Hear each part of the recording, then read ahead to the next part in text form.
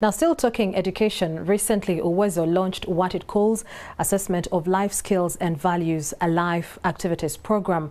Now, the program is centered on enhancing parental roles in improving learning outcomes among children in the country. And to help us understand how Alive works, we turn to Stella Rose Akongo, the core principal investigator from Action for Life Skills and Values in East Africa. Thank you, Stella, for joining us on Talk of the Nation. Thank you, Madrid.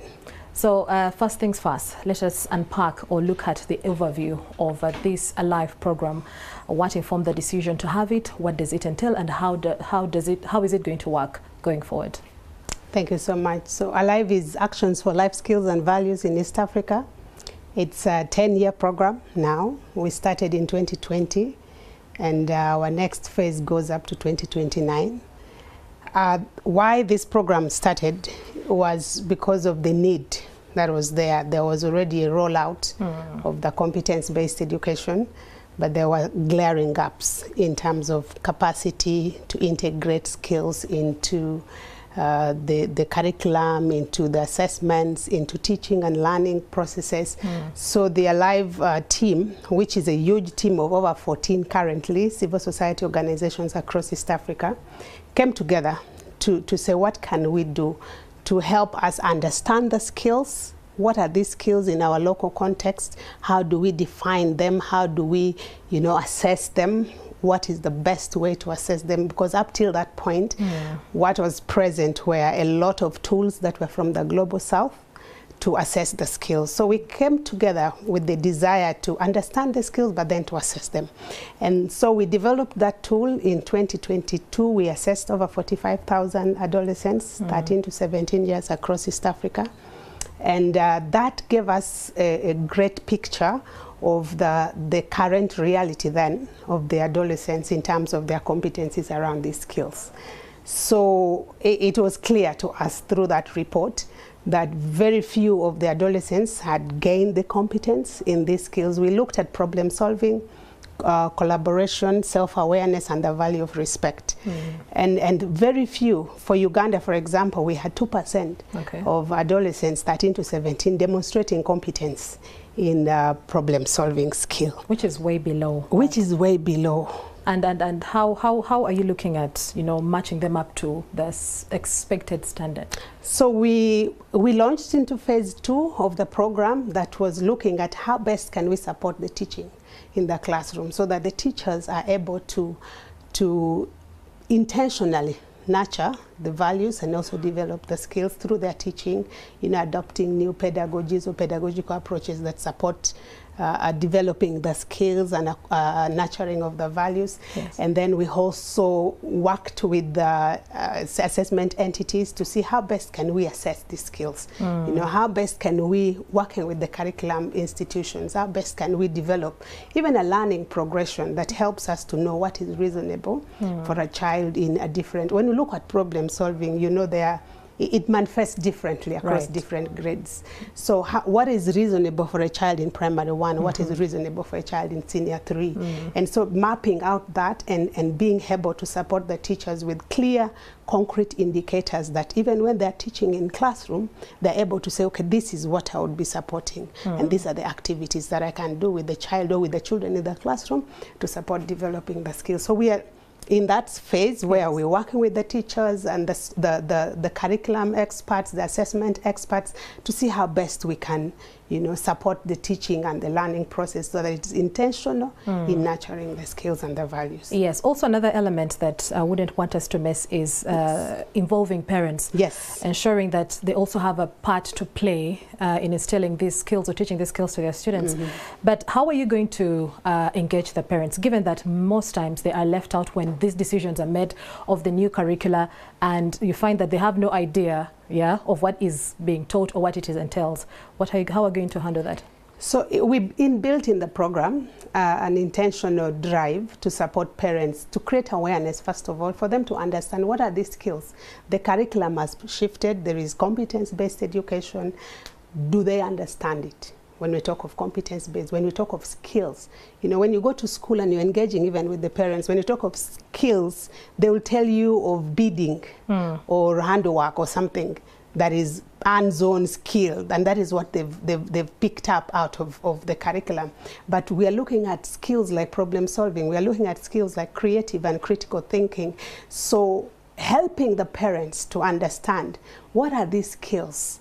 What can you do as a parent to support your child, even at home? What are some of the skills, for example?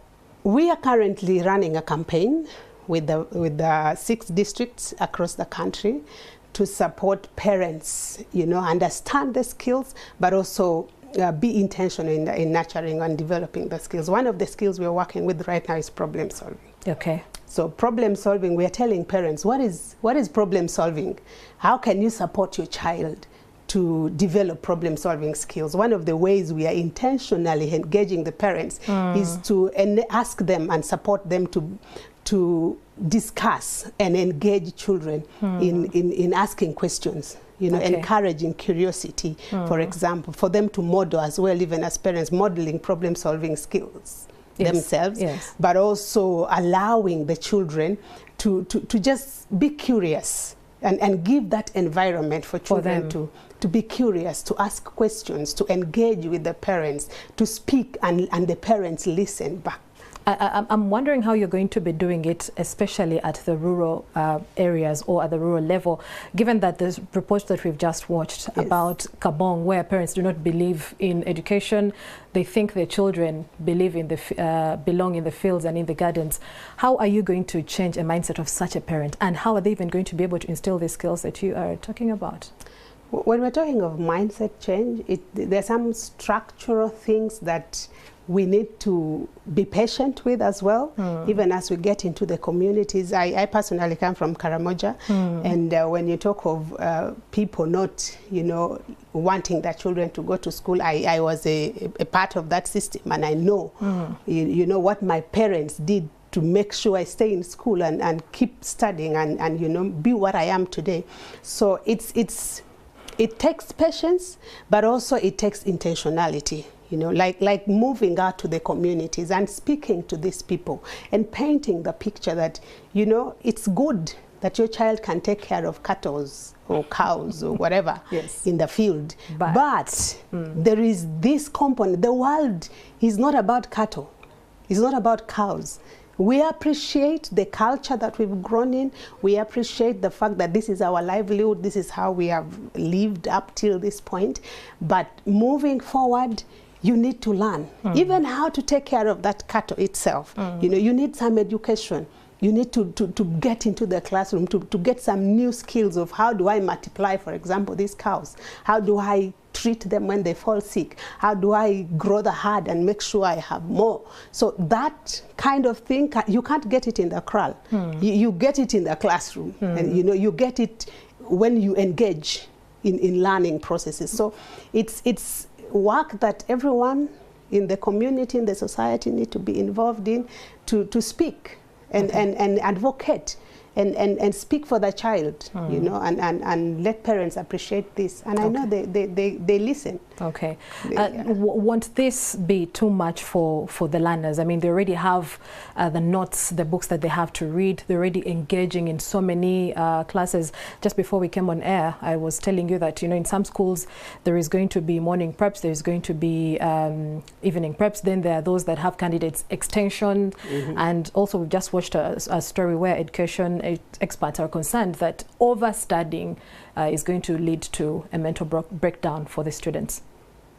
For sure, holistic development is not about one aspect of it.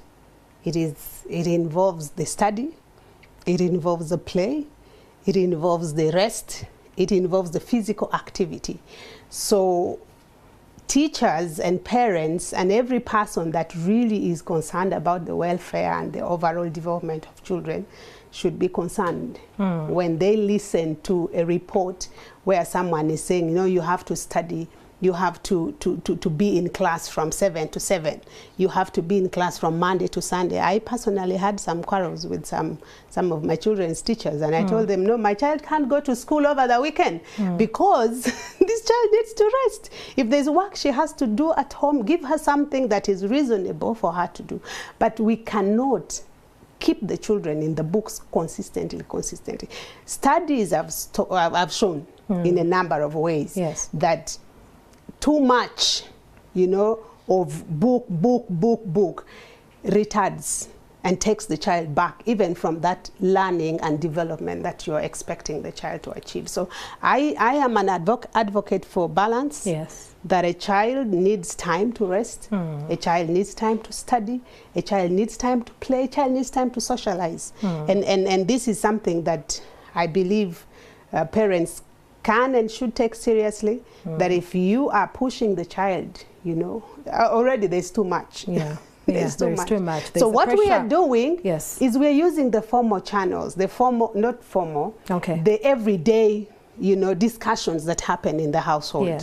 For the, it's not an extra work. It's not like we are giving you more assignment to go and do with your child. No, as you sit over dinner with your child, encourage questioning, encourage curiosity, ask them about that, give them open-ended questions that does not seek for one answer, you know, and give them time to think through the problem or the question or whatever it is without just shooting out one right answer. Or helping them to solve it. So finally, in a second or two, as we conclude this, do you see this Alive program shaping the education sector as a whole in Uganda?